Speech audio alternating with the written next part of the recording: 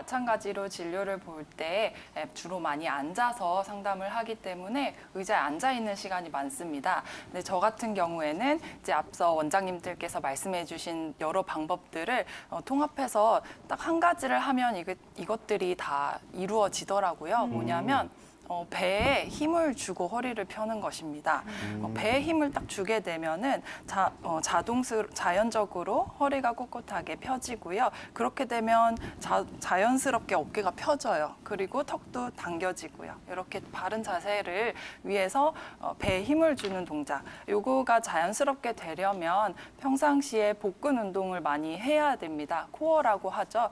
이 부분에 힘이 생겨야 배에 힘을 주는 동작을 했을 때 다른 허리 근육이라던가 등 근육에 무리가 없이 바른 자세를 유지할 수 있고요. 만약에 코어 힘이 약한데 바른 자세를 유지하려고 노력을 하면 오히려 요추의 전만이라던가 흉추 후만이나 이런 다른 쪽에 문제를 유발할 수도 있으니까 평상시에 그런 근력을 강화하는 운동을 하는 것이 가장 중요하다고 생각합니다. 소화불량을 호소하면서 오신 분이 있는데요. 지금 서혁진 원장님께서 일자목 얘기를 하니까 생각이 나는데 그래서 그 환자분 경우에는 원래 예전부터 소화가 안 되는 부분이 있어서 그 부분을 치료를 했는데 한계가 보이더라고요. 그래서 나중에 이것저것 다른 문진을 통해서 환자분 상태를 체크를 해봤더니 그분이야말로 이제 일자목이 있으셨던 분이셨어요. 그래서 이 일자목 때문에 두통과 어지러움증이 동반이 되고 이게 이제 심해지다 보니까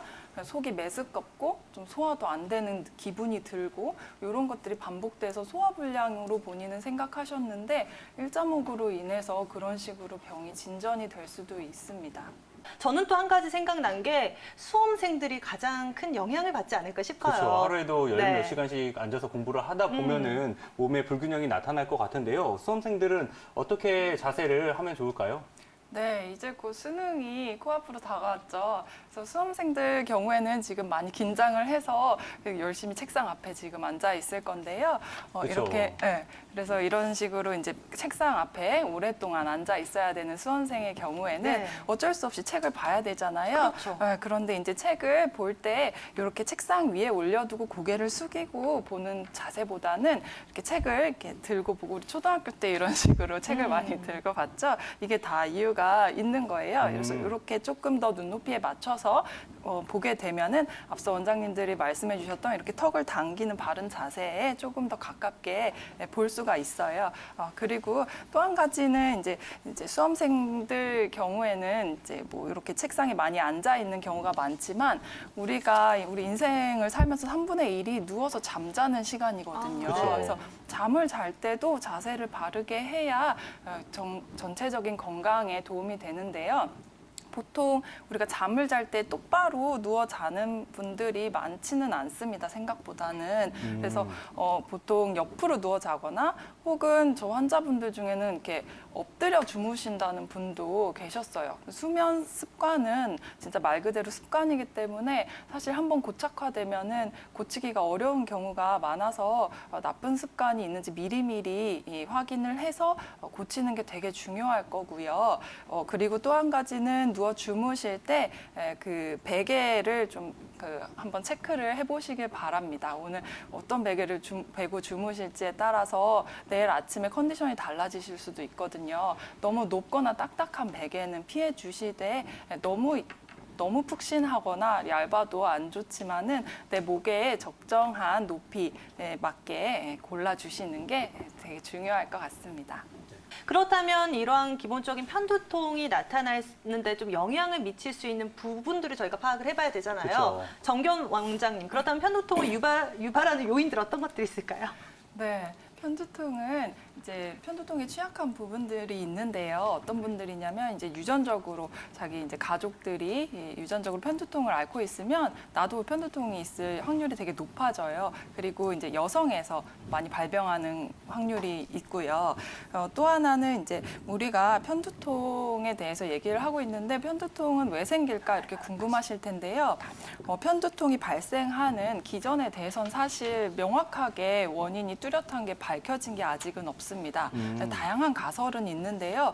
최근에 이제 밝혀진 유력한 가설은 이제 편두통 환자들이 이제 뇌에 구조적인 문제가 있다는 겁니다. 그래서 편두통 환자들을 봤을 때 민감한 뇌를 가지고 있고 이분들의 이제 신경과 혈관 계통도 매우 예민하고 민감한 상태라고 합니다.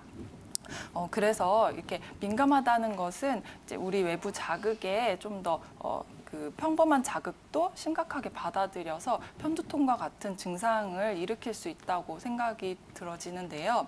이렇게 이제 자극을 줄 수 있는 요인들에 대해서 알아보겠습니다. 먼저 음식인데요. 다양한 종류의 음식들, 예를 들면 술과 같은 특히 이제 레드 와인이 주된 요인으로 꼽히는데요. 그리고 또 뭐 커피라던가 초콜릿 이런 카페인이 들어간 부분들, 그리고 치즈나 유제품 같은 이제 우유 성분들, 그리고 좀 신 음식, 산미가 많이 들어간 음식들, 그리고 발효 음식들, 그리고 조미료가 많이 들어있는 음식들이 이제 주된 편두통을 유발하는 음식으로 밝혀져 있습니다. 그리고 이제 음식뿐만 아니라 이제 먹는 습관도 중요한데요. 우리가 이제 음식을 먹을 때 규칙적으로 먹지 않고 끼니를 자주 거르거나 이렇게 공백 기간이 길어지는 경우, 또한 이제 물을 많이 안 마셔서 탈수 증상이 오는 경우에 편두통이 유발된다고 보고되고 있고요. 그 다음으로는 이제 또 외부 자극에 대해서 생각을 해볼 수 있습니다.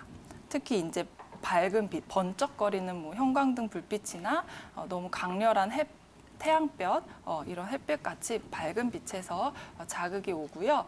또 이제 후각 자극도 굉장히 이제 큰 요인이 되는데, 후각 자극 중에서 뭐 담배 냄새나 뭐 페인트 냄새 같이 좀 역한 냄새들, 혹은 이제 좋은 향기라도 너무 강한 향수라던가 꽃향기로도 편두통이 유발되는 분들이 있습니다. 그리고 이제 날씨의 변화, 계절의 변화, 또 기온과 뭐 기압, 고도의 변화나 뭐 시차의 변화, 이런 다양한 변화에 적응을 못해서 편두통이 우리 몸에서 발생되는 기전이 있다, 이런 식으로 알려지기도 했고요. 또 호르몬 주기가 있는데요. 이제 여성의 경우 남성보다 한 3배 이상 가량 높은 발병률을 보이는데, 특히 이제 초경 이후부터 폐경기쯤, 이때가 이제 제일 발병률이 높다고 합니다. 그래서 호르몬 주기에 영향을 받는다고 알려져 있고, 또 생리 때 뭐 그 편두통이 심해지거나 이런 분들 경우에는 그런 호르몬 쪽, 자궁 쪽 한약 치료를 받아보시는 것도 좋을 것 같고요. 또 이제 스트레스 또한 굉장히 밀접한 연관이 있다고 알려져 있고, 또 힘든 신체 활동, 예를 들면 등산이나 달리기처럼 급격한 혈류의 변화를 주는 그런 운동들도 무리가 돼서 편두통을 유발한다고 알려져 있습니다. 네, 안녕하세요. 네. 네, 두통 때문에 고민이 많으시죠? 네네. 네, 제가 이제 그 설명을 들었는데 20년 네. 전에 이제 사고를 당하셔가지고 머리를 다치셨잖아요. 예, 예. 네, 그래서 아마 그게 이제 직접적인 물리적인 손상을 일으켜서 지금까지도 두통이 계속 진행되고 있는 것 같아요. 비록 네. 이제 CT나 MRI 같이 이제 뇌 촬영을 해봤을 때 큰 이상은 없지만, 구조적인 예, 예, 이상은 예. 없는 경우지만, 그때 예. 당시에 이제 오토바이 타고 가다가 바닥에 머리를 부딪힐 정도면은 이제 그 속에 이제 뇌혈관에 미세한 출혈이라던가 아니면은 이제 그 어떤 다각도의 손상이 남아 있을 가능성이 굉장히 높아요. 글쎄요, 그러겠어요. 네네. 그래서 지금처럼 이제 두통 때문에 너무 고민이 많으신데요. 이런 네. 경우는 이제 뇌 쪽에 쌓여 있는 그런 어혈들을 풀어내는 치료를 하면은 조금은 편해지실 수 있을 것 같아요.